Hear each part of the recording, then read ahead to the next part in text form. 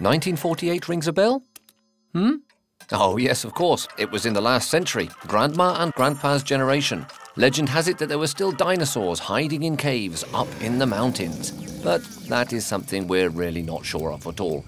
Back then, everyone was recovering from the Second World War and its 70 million dead, the most devastating conflict in human history. So in 1948, to make sure such atrocities would not happen again, the search for shared values began. Why? Have people unite around a strong symbol, the Universal Declaration of Human Rights. What is less known is that it was adopted by the UN General Assembly and has become the most translated text on Earth. But what are human rights? The rights you are entitled to simply because you are a human being. In other words, everyone benefits from them from birth, without exception or distinction. The idea behind it is that these rights are like needs. They are absolutely necessary to live well. Without them, it would be the law of the jungle, and you'd risk being beheaded if your government didn't like your Facebook status. In the Declaration's 30 articles, there are the civil and political liberties, such as the right to life, the right to vote, freedom of expression, or the prohibition of slavery and torture. Rights are interdependent, indivisible, and interrelated. This means that if a right is not respected, a series of other rights won't be either. If you are homeless, you live in the streets, so you can't sleep. You get sick, you don't go to school, and won't find a job.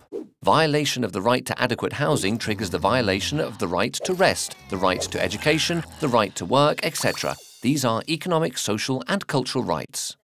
Okay, so a great text was agreed upon, but who does what? Well, on paper, the state's mission is to take the necessary measures for the Declaration to be respected. But in reality, there are some very bad students. The Declaration is not a legislative text, it's an ideal. Its name says it all, it is a declaration. Therefore, it is not valid in a court of law. But most states have integrated human rights in their constitution, and therefore, they must guarantee them. Amnesty fights to defend and protect universal rights by showing huge red cards to states that don't comply with their obligations. Because these rights are violated daily and all over the world, our role is to denounce abuses and inform the international community. Amnesty researches, documents, publicizes human rights violations, organizes protests and campaigns, lays claims, mobilizes our members, and takes action to prevent and put an end to abuse. This way, we also remind everyone everywhere that rights are non-negotiable. You can defend human rights only if you know them.